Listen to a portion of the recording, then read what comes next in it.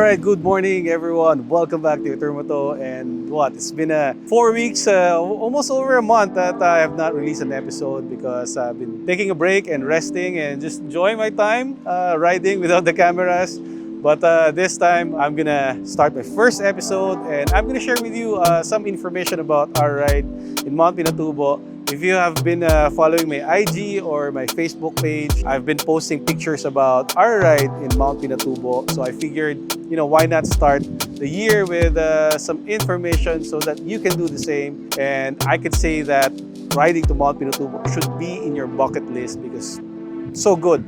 If you're an adventure rider, or motocross rider, or an enduro rider, this is something that definitely you should try.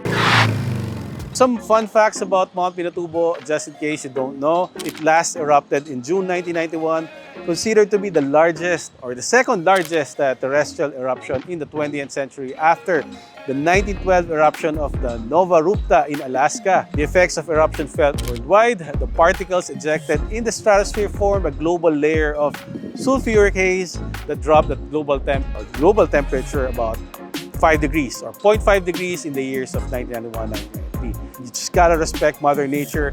It changed the landscape of Zambales, the province where the Mt Pinatubo is, plus the surrounding provinces. So after this destructive event, X number of years fast forward, it created an amazing landscape, something that's worth seeing.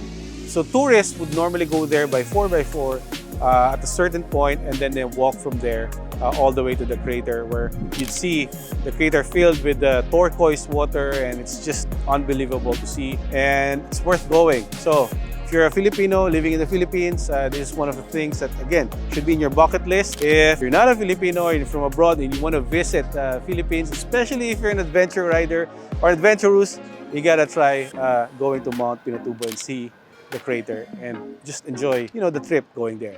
So, how do you get there? This is the most common question. I got a lot of PMs after posting it. How do we do the same thing that you did, right? So how do we ride there? I would say the first step is to contact a guide, right? Contact an organizer. Number one, you can't get inside, you can't go there without an organizer for a number of good reasons. One, it's a policy of the local government. You need to be guided by a local. Second, it's for safety. That's a no-brainer, right? Or if you go there alone, you're stuck inside, and I'd say you just probably spend your time figuring out where to go because it's that huge. I think from the base camp all the way to at least the 4x4 station, that's already about 30-40 kilometers. And then from there, you walk about 10 more. If something happens to you in the middle of the, I was about to say desert, but in the middle of the trail, the guide can call in a 4x4, call in help, and transport you to the nearest base camp. And the weather's unpredictable too. Can be hot at daytime, but easily can rain in the afternoon, and the river would be flooded with water. So you don't want to be caught in that kind of situation, right? So you really need to guide because they know better, they know the place, they know everything. I'll be dropping an information who you can contact. They're the one who organized the tour for us. They'll take care of you. So just look it up at the description and yeah, just contact them. They will arrange everything for you. Guides, food, stay, everything. We spent the night there because we felt that it's pointless to go home. We're so exhausted and took care of us. So Chad Ventura of PITRAP down below. All right, next up, gears. So what gears do you need to bring?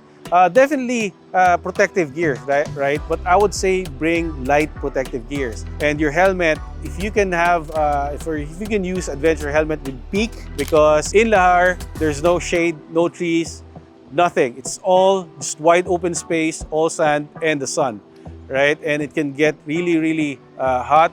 It can blind you if you're riding in the afternoon. So peak is very important. It will give some shade, it will protect your eyes. I think that's straightforward, right? And goggles is very important because the sand can easily get into your eyes. The Lahar is so much more abrasive than the usual sea sand. So you don't want that in your eyes. As to what to wear, maybe a jersey would do. Avoid the heavy jacket, heavy ADV jacket. I would prefer to wear just the jersey and then a light protection.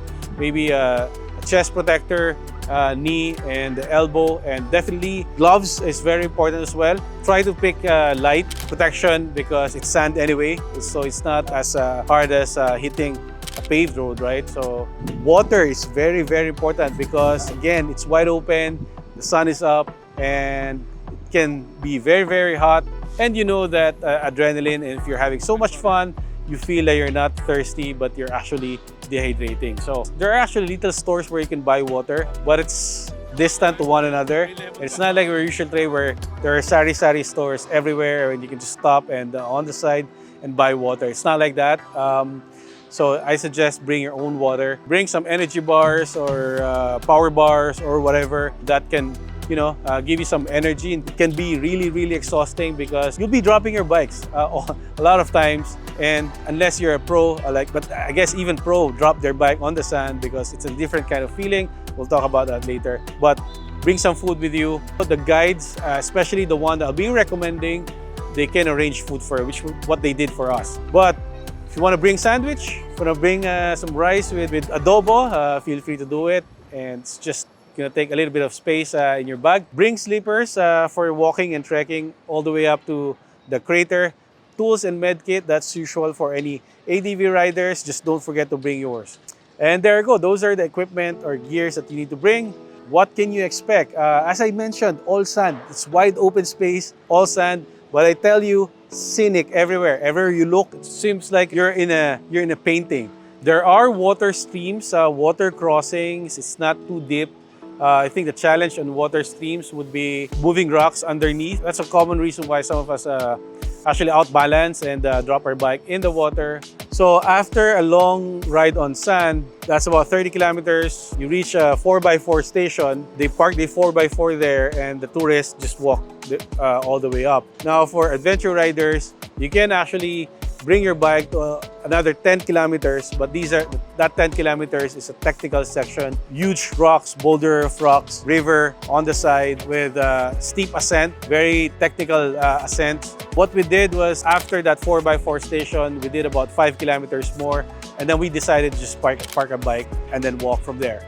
But just like Michael Galang, if you really want to test your skills, you can go up until another station. Going back to riding on the sand, I didn't expect it to be that, I would say, weird. It's a weird feeling because riding on trails, you already expect your rear wheel to be swaying and moving from side to side. When you ride on the sand, it not only does that to your rear wheel, but your front wheel is doing the same.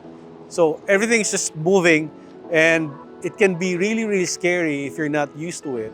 But you will get used to it. The first few kilometers, I was really scared and I was really adjusting. But I think the key is to put all your weight at the back, at the rear, stand as much as you can, give it some speed. The key is to not let the front wheel wash out. Do not let the front wheel dig into the sand. If it's maybe about 5 inches of sand, it's okay, but there are portions where sand can go as deep as about 15 inches. And on those portions, that can be really, really tricky. So you're gonna have to get used to it. You're gonna have to stand up. You're gonna have to put a little bit of speed. And I'm no expert, so maybe what you can do is go to YouTube and check out some channels where they teach how to ride the sand. Expect that you'll be dropping your bike a lot.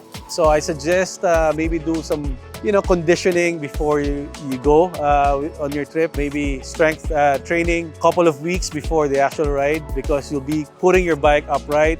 And it's a little bit harder doing that on the sand because there's no leverage. A lot of times your bike will just slide away from you when you're trying to lift it. So there you go. Worth the experience though. So if you're an adventure rider, I think it will, for one, it's a different kind of experience. Second, it will train you to ride better, to control the bike using your feet, using your legs, using your waist, and not so much on the handlebar. It's hard to imagine, but that's a proven technique of a lot of people who does this all the time. So there you go. What did I learn from this trip? Aside from my experience riding on the sand with the bike, I was uploading pictures on my IG, on my Instagram. I see a lot of good photos, our photos, right? Everywhere.